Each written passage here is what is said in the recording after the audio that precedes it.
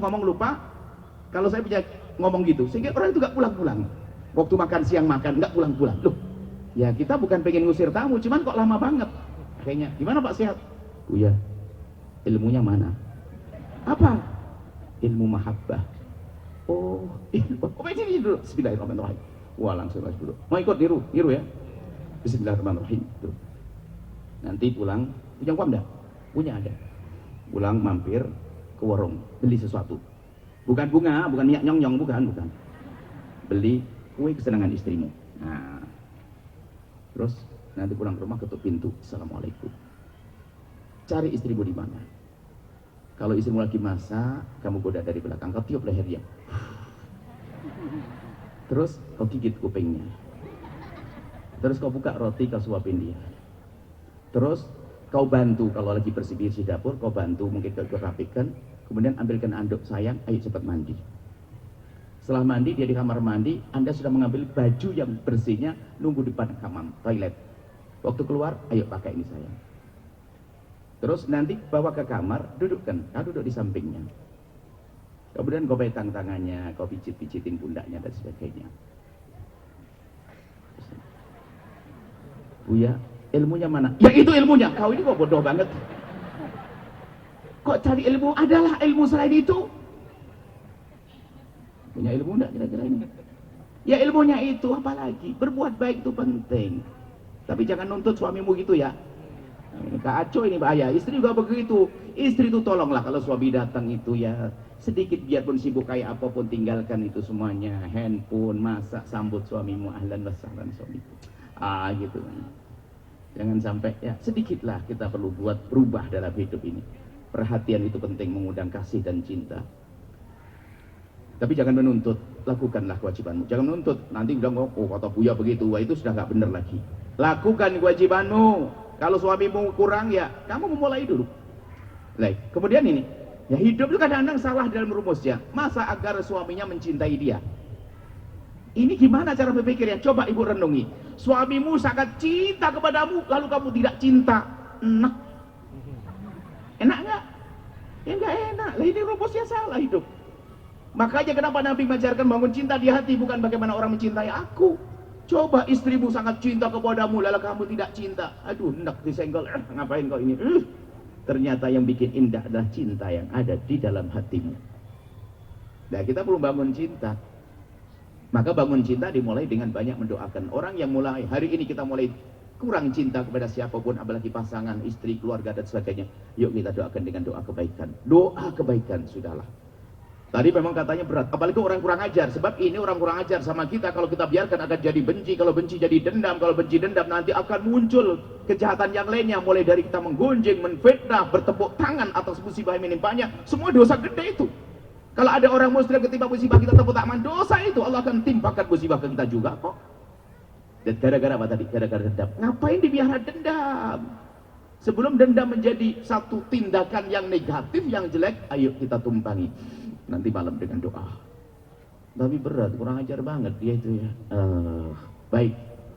Ternyata di situ ada, itu kami anggap ini sebagai operasi berat. Ada dokter tadi. Ada dokter sini, hey dokter ada.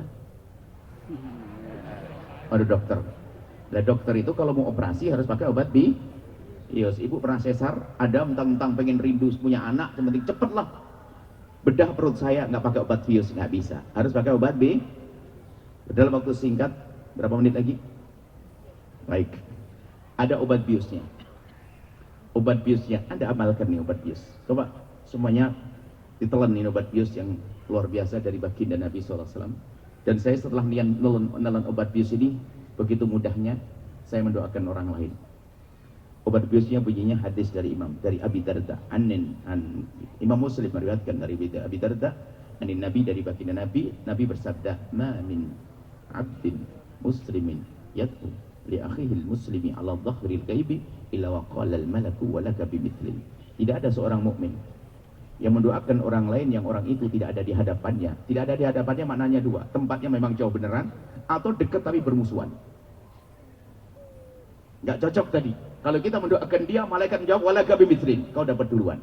Sehingga para ulama mengatakan ada satu doa yang sangat mudah dikabul oleh Allah tapi sangat dilupakan oleh hamba Allah, adalah doa dengan cara mendoakan orang lain.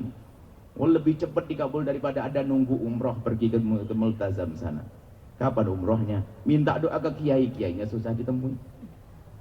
Doa mendoakan orang kurang ajar. Makanya kalau ibu pengen doanya dikabul, cari siapa yang kurang ajar kepada anda. Awas nanti malam, ya Allah berikan rezeki kepadanya. Allah tahu kalau anda tidak punya rezeki.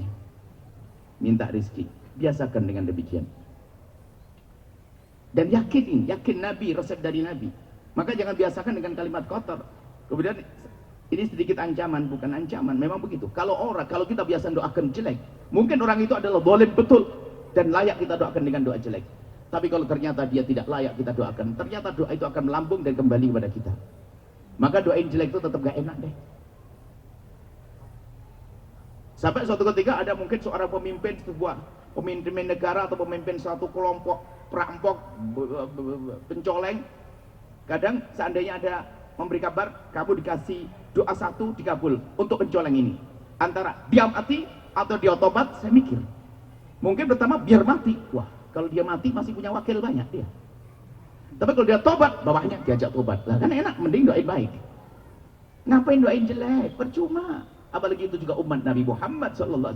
Katanya cinta Nabi, kenapa doain jelek? Pulang dari ini gak ada doain jelek. Doa baik, sudahlah. Semarah apapun anda dengan dia, doain. Khususnya itu pedagang dengan pedagang, ustadz sama ustadz. Doain ustadz sebelah. Sebab ustadz paling susah, doain ustadz lain. Doa ya Allah semoga ustadz sebelah ini makmur pesantrennya, santrinya hebat-hebat, rezekinya banyak, ya Allah, begitu. Jadi mendoakan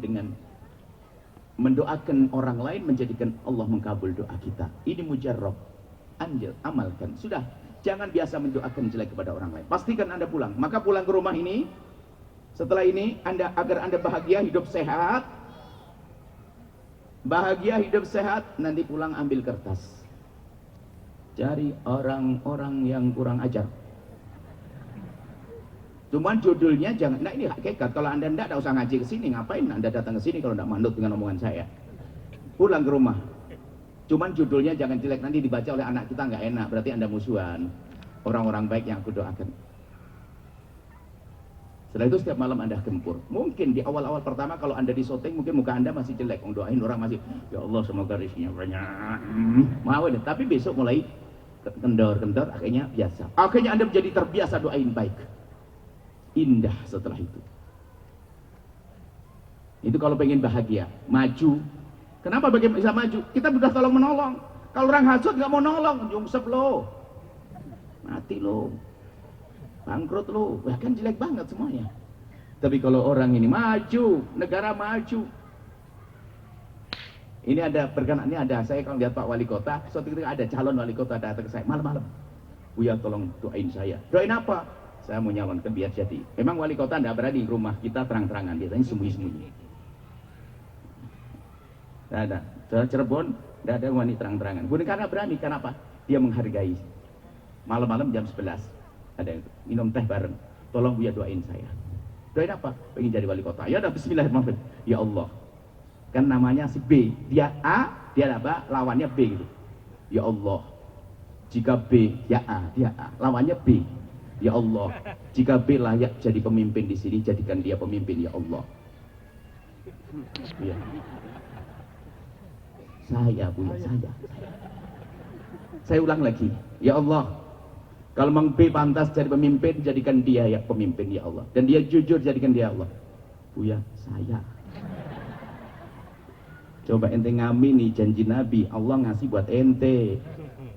Biasain, calon wali kota itu biasain doain lawannya. Biar ikhlas hatinya, ya Allah kalau memang dia pantas, lebih pantas dari saya, jadikan dia indah hidupnya.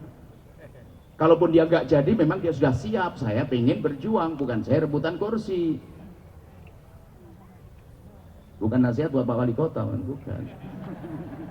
Saya kalau ketemu orang tuh sayang tuh begitu, saya kadang-kadang tak cubit, kadang-kadang tak rotan, kadang-kadang tak macam-macam, kadang-kadang tak peluk, pokoknya saya cinta, pengen masuk surga semuanya. Enak, beres. Ini yang berantem sama istrinya, sama suaminya, saya pengen pulang hari ini bahagia, bulan madu nanti. Selesai. Hidup begitu, ngapain caci maki? Saya menghindar caci maki. Saya tidak senang kalau ada orang bertanya, Buya, bagaimana menurut Buya tentang orang ini? Wah, ini ngaco, ngajari saya musuhan sama orang ini. Sering dipancing kita untuk bertanya, untuk komentar si A, si B, si C ini. Wah, ini saya bersihin hati aja belum beres-beres, mau kotori. Hindari soal mencari. Berjanji untuk tidak mencaci siapapun, tidak mengolok siapapun. Selesai ya, ini gambarannya indah. Biasakan doakan dengan doa kebaikan. Kemudian tadi tambah, pastikan Anda tidak akan menyebut kejelekan orang di kiri kanan Anda. Kejelekan pasti ada, khususnya suami istri. Hei suami, jika engkau menemukan kekurangan pada istrimu, pastikan kau tidak akan menyebutnya sampai engkau mati. Sebab di saat kita menyebut kekurangannya, menyakitkan hatinya dan mengundang dia untuk menyebut kekurangan kita. Contoh seorang suami celaka-celik, yang kenapa hidungmu begitu? Dia balas, kenapa mulut abang begitu? Balas langsung. Caci maki. Pasti ada kekurangan dalam pasangan kita. Akhirnya karena kita tidak pernah menyebut kekurangannya, tolong yang suka mencaci maki tobat. Kalau tidak, Anda rendah. Kok kayak tidak punya kekurangan saja. Suatu ketika ada seorang perempuan, Masya Allah, nangis suami saya, Buya, kalau ngomong tidak nyelekit bukan dia. Apa ngomong nyelekit, mulai dari nasab saya dijelek-jelekin, saya bukan anak, karena dia anaknya kiai, Buya. Saya nasab saya, kemudian dibilang kulit saya, rambut saya, hidung saya. Dalam hati saya, Anda ketemu iblis di tong sampah mana? Laki-laki kayak begitu tuh iblis tong sampah, biarpun katanya anaknya kiai. Iblis tong sampah. Saya tidak senang orang mencaci dan mengolok, itu rendah. Jaga lisan Anda, itu umat Nabi Muhammad yang Nabi mendoakan setiap saat untuk mulia. Kenapa kita mencaci? Suamimu adalah umat Nabi Muhammad, kenapa kau caci, kau olok? Kenapa sabar biar indah? Gak ada perlunya caci maki. Ada orang hidupnya berantem, Pak, Masya Allah, suami berantem, anaknya 11, mesti nggak ada. Ini orang bodoh. Bayangkan hamil membawa di perutnya bayinya dari suami yang suka jahat. Enak tidak? Nah, enak hidup seperti itu. Hidup harus indah. Biasakan dengan doa-doa kebaikan. Yang kedua kebaikan, yang kedua lesan Anda jangan biasa lesan mencaci dan mengolok. Dan jangan mencari kejelekan orang. Jangan pengen tahu kejelekan orang. Kalau ada titip handphone di tempat saya sampai mati, saya tidak akan buka handphone saya kecuali diizinkan. Ada orang kerjanya mencari-cari kejelekan orang. Kalau ke rumahnya orang itu langsung paham tuh. Itu tangan setannya sudah melanggar. Lagu agenda, lagu pasti ngerti mana paling untuk tahu rahasia-rahasia. Biasanya ada orang model begitu. Itu model ahli neraka model gitu tuh. Kalau Anda seperti itu tobat. Ada orang pengen tahu aibnya orang, sementara Allah sudah mengancam melalui lisan Nabi Muhammad, "Man tatabba'a aurata akhihi tatabba'a Allahu auratah."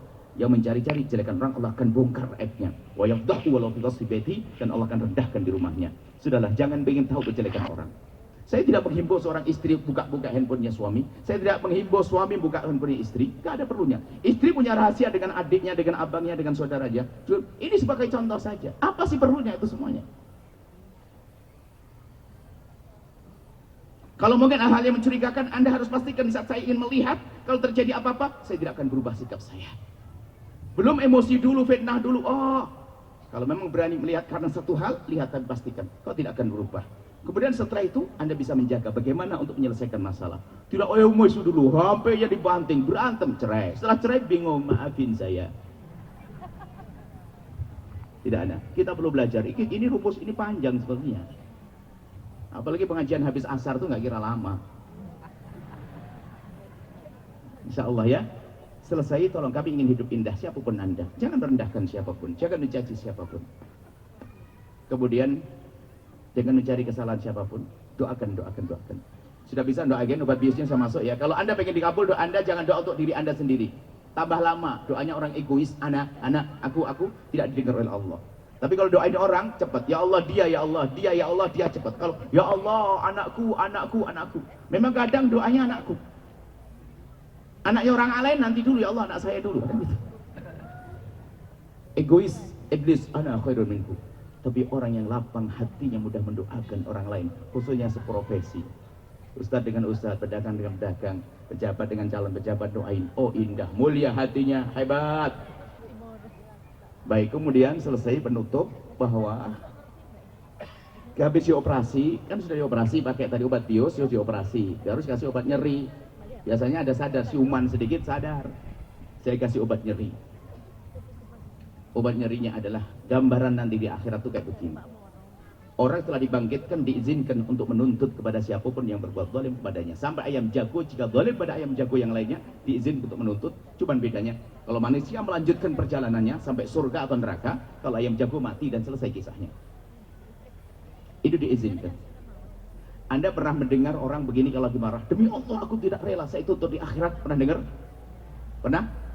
Batal jadi menantu, batal jadi besan, batal jadi mertua, batalin biarpun sudah resepsi 2 hari lagi, batalin. Orang pendendam begitu mau jadi menantu, awas, hati-hati Anda didendami. Orang busuk itu. Pernah dengar ya? Coba Anda mau enggak punya, Anda ibu yang soleha punya anak laki-laki ganteng, pinter, calon menantunya pilihannya 2.